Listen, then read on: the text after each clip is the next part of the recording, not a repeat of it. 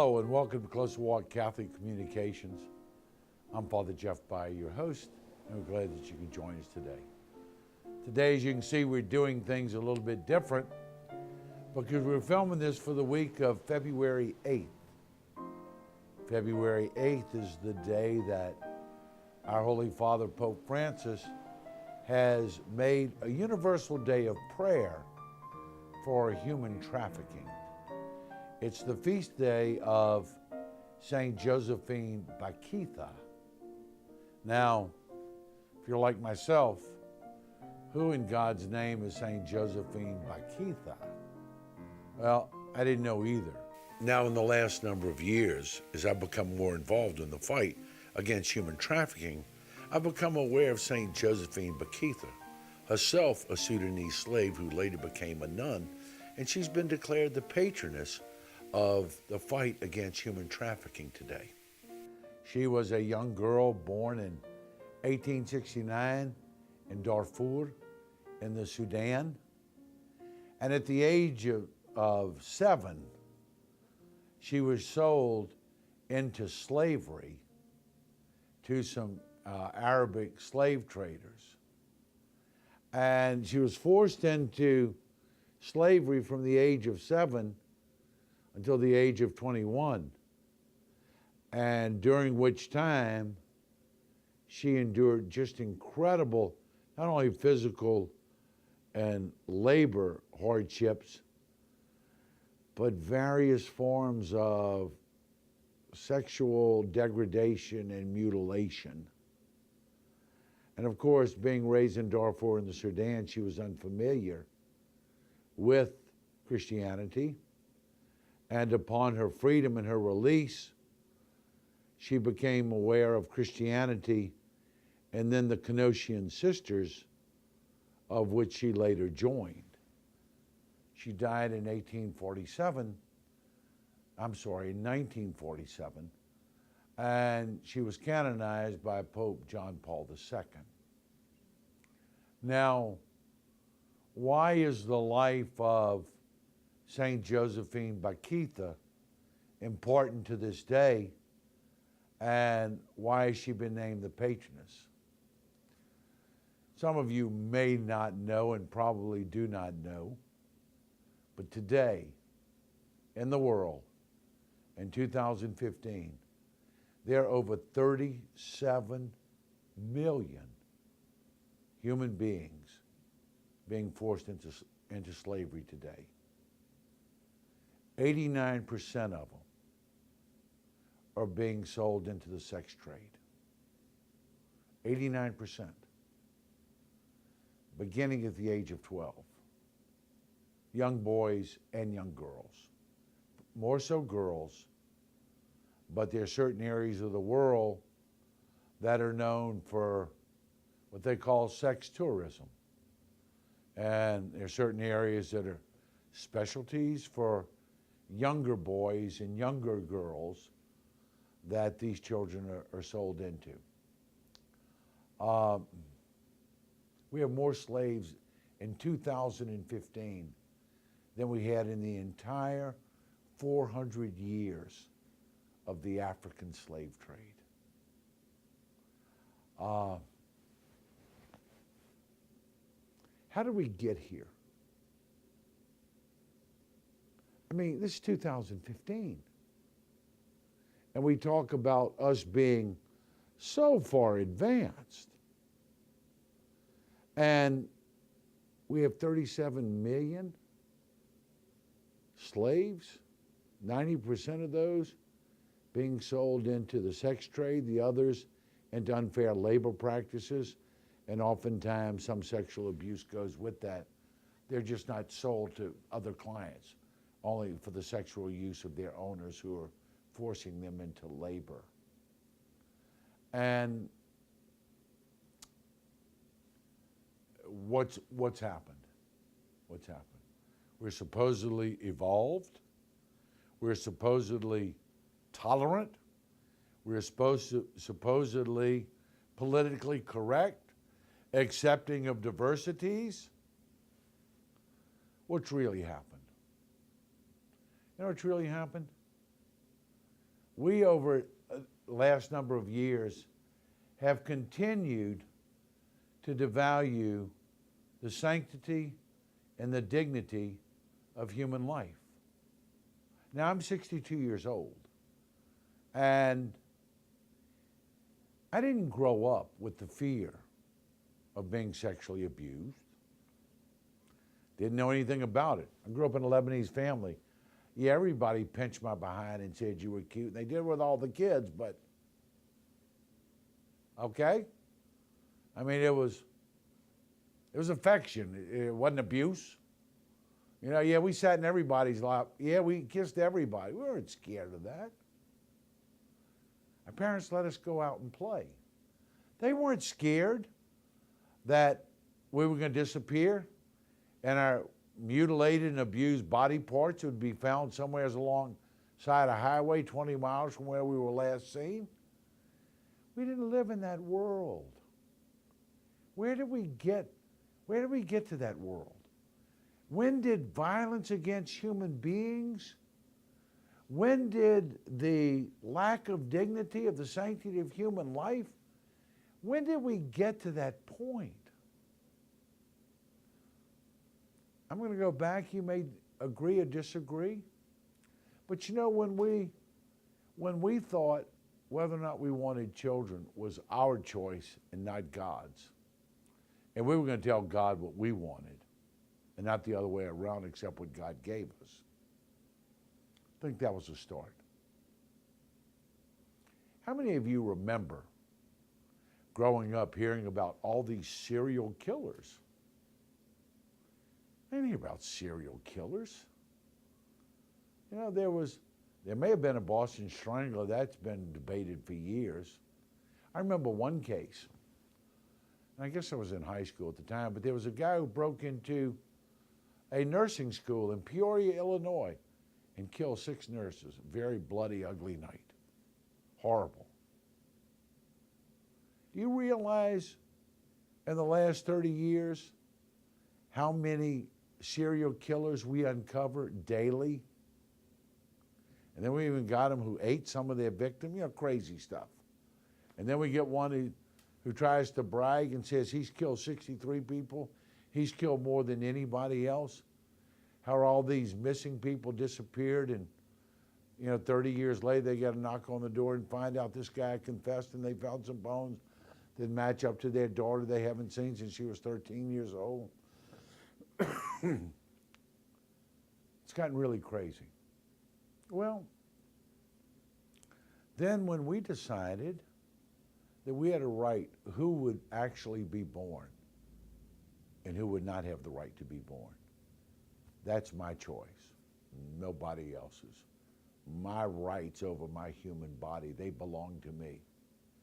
Now, this fetal mass that we talk about, this fetal mass doesn't grow up to be animal, mineral, or vegetable. Leave that baby alone, and that baby's human. But we don't afford them rights as humans. Unless a drunk kills a pregnant woman. Now it's 2 counts of negligent homicide, okay? But if the mother kills it, it's a choice.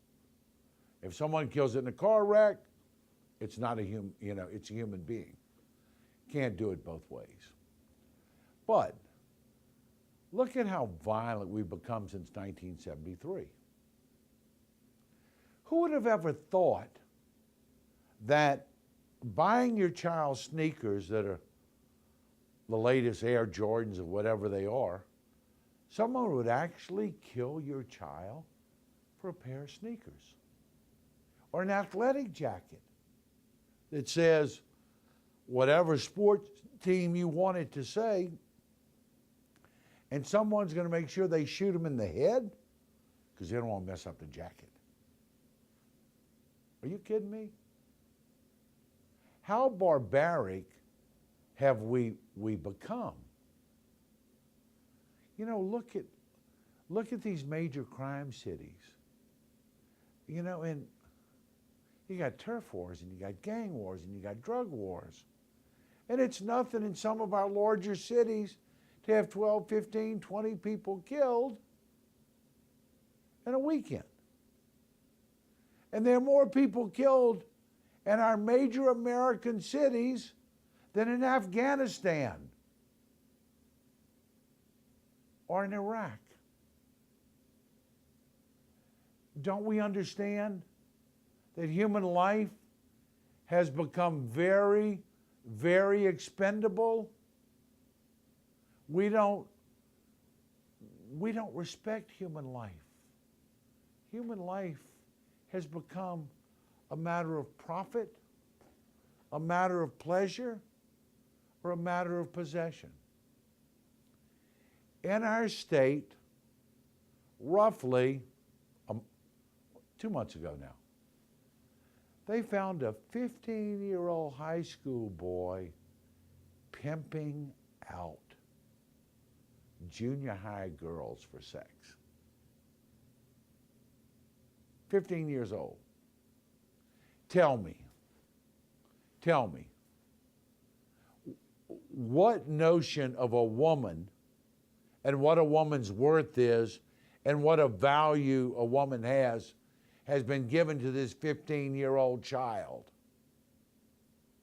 Well, I'm going to take you back to the early 80s. I got the reputation of being the priest who could talk to the kids when they got a little frisky, 6th, 7th grade.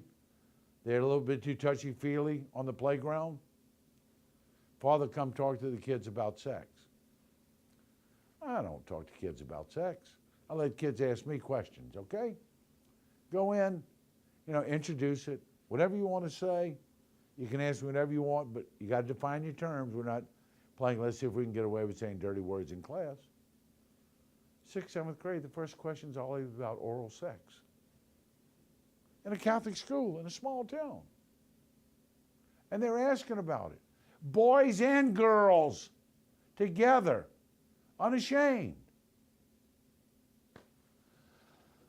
And I thought to myself, I'm not a parent, but if I had a little 12, 13-year-old girl, and if my little girl thought the only way she could be liked, someone wanted to give her attention, or someone wanted to call her or be with her, this is what she had to do to be popular?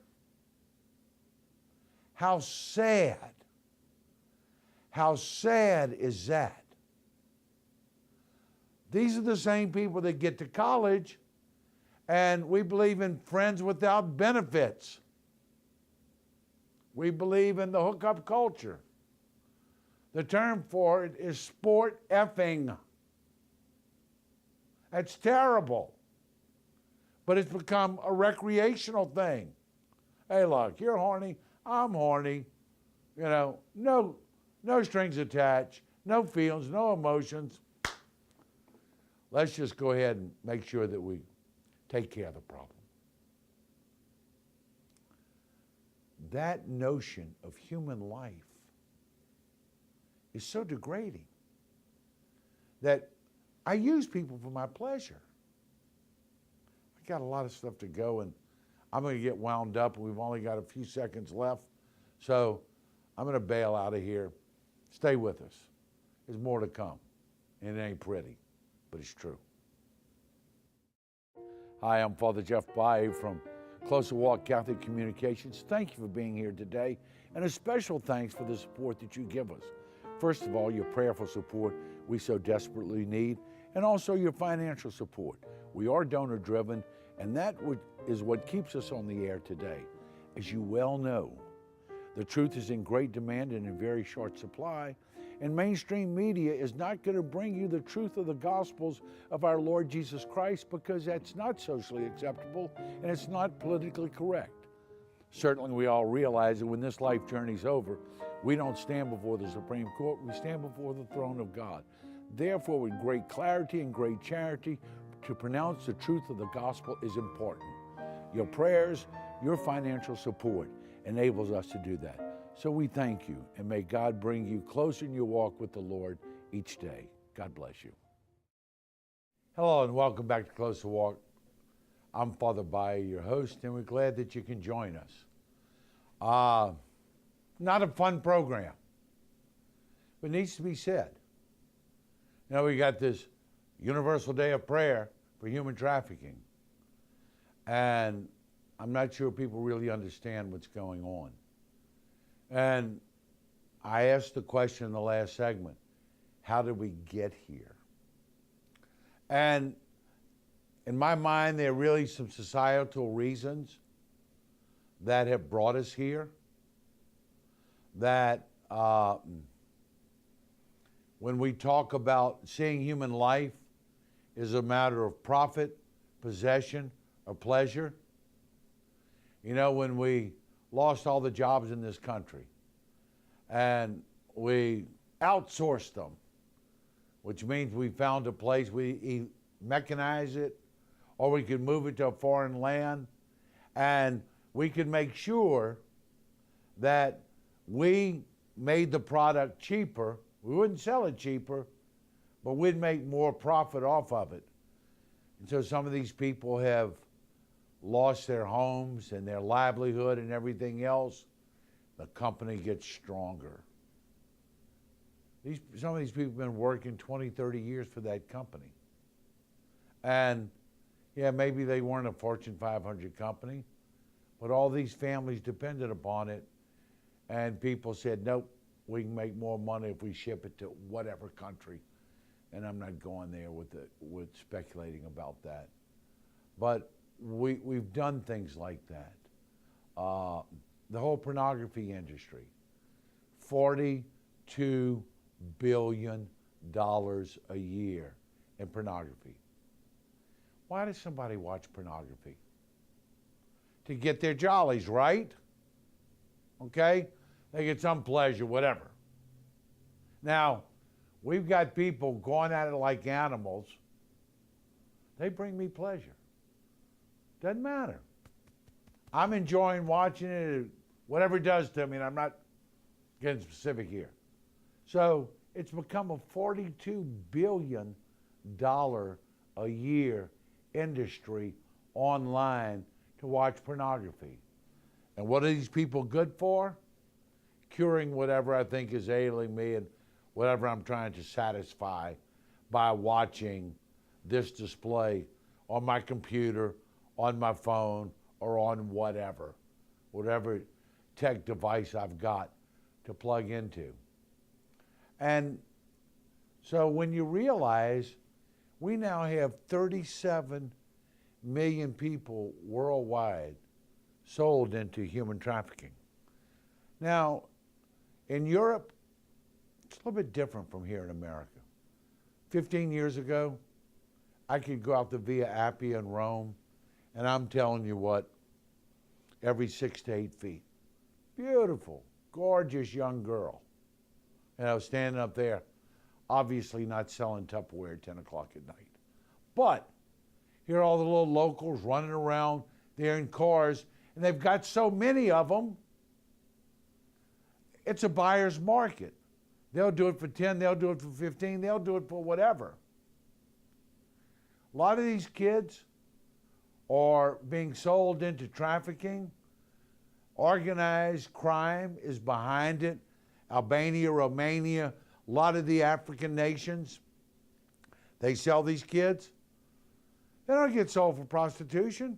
They're told, you're so poor, we'll bring you to the continent, we'll get you a job, you can be a waitress, you can be a model, you can be a nanny, and you can send back all this money and your family can have a better life. They get them out of the country, they sexually brutalize them, they take all their documents, and they're no longer a person. The average child in the European market needs to perform 3,000 sexual favors to win her freedom. The Nigerian, the African children who are sold, 4,000. They don't make as much per favor.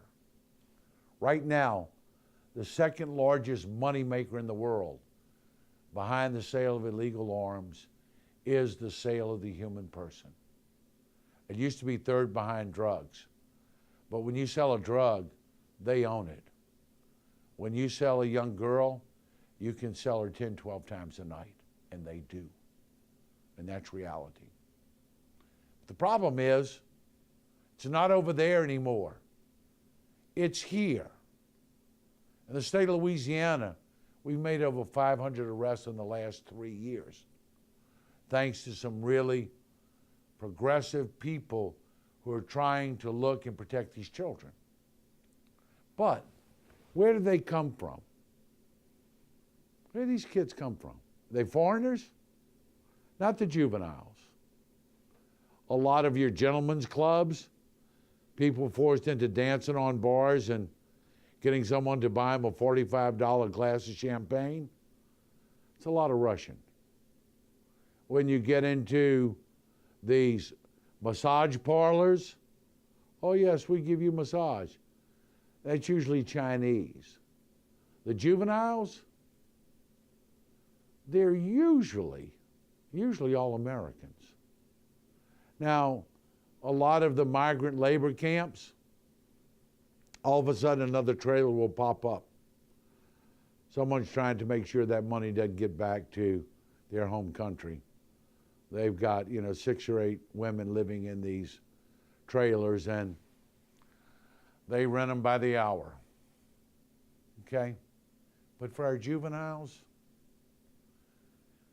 and I'm going to tell you something that's going to upset you, because it upsets the hell out of me.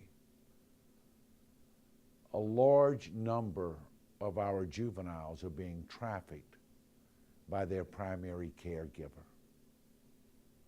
Foster parents, step parents, real parents.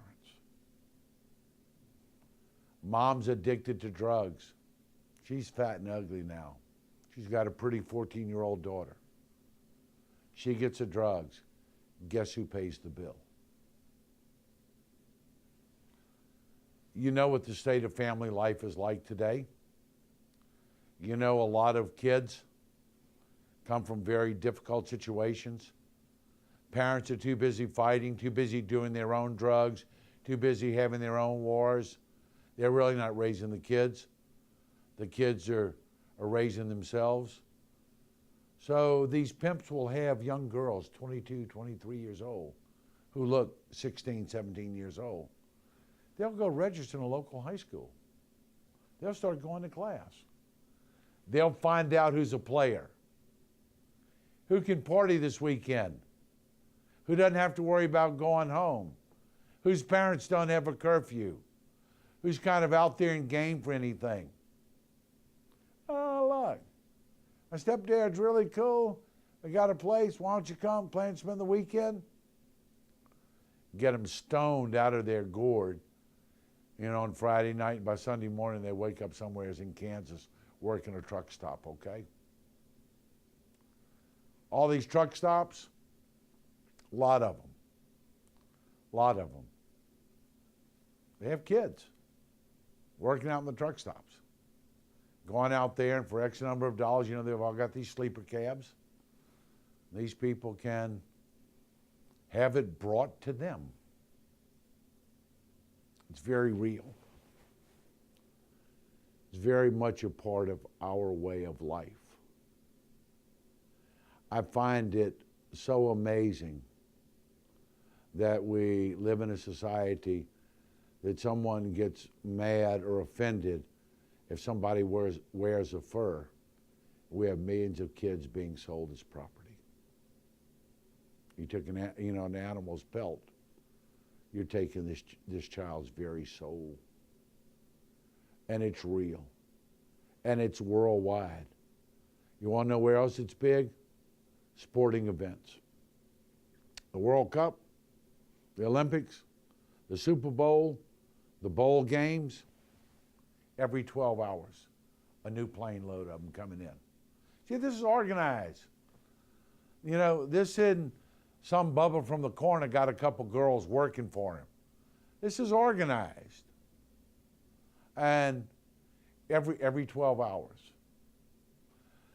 You want to do yourself a favor? You think, oh, you're just really trying to scare us. You're just over-exaggerating the problem. Go to a website called Backpage.com. Backpage.com. and type in your own city and see what they got on there. See what's going on in your sleepy little town that doesn't even have a red light. Go there. It's a travesty. It's a travesty. It's a devaluation of human life. It's the scourge of the 21st century to think that these poor people live like this and they're the underbelly of society, and those who know it don't do anything about it or can't do anything about it, and others choose to remain uninformed or ignorant. And now you know. It's up to you to deal with and to try to educate yourself, your own city, your own town, and it takes all of us. It takes the faith community, it takes law enforcement, it takes the judicial system, it takes the legislative branch to make sure we have laws to protect these children. You see what you don't understand. Being rescued, if you're from an international country, quit working, I'll kill your family. And they do. But a kid gets off the street, someone rescues him, I got news for you. You just took $1,000, $1,500, $2,000 a week out of somebody's pocket. They want their property back. And they're not going to ask, please, pretty please. Very dangerous, very real. As the church comes together to pray for human trafficking on this feast of St. Josephine Bakhita, if we're going to stop it, it's not going to be because we have better technology and better policing. If we're going to stop it, we're going to start to reverse the decline of the dignity of the human person and the sanctity of human life and the validity and the beauty of the gift of human sexuality. We reverse that, then we'll stop it. Other than that, they're one step ahead of us every time. We ask you, please, pray with us, but do more than pray. Let's get active. Let's change the vision of human life, and we'll change the scourge of the dignity of human life. We thank you for being with us. God bless you, and may each day bring you close in your walk with the Lord.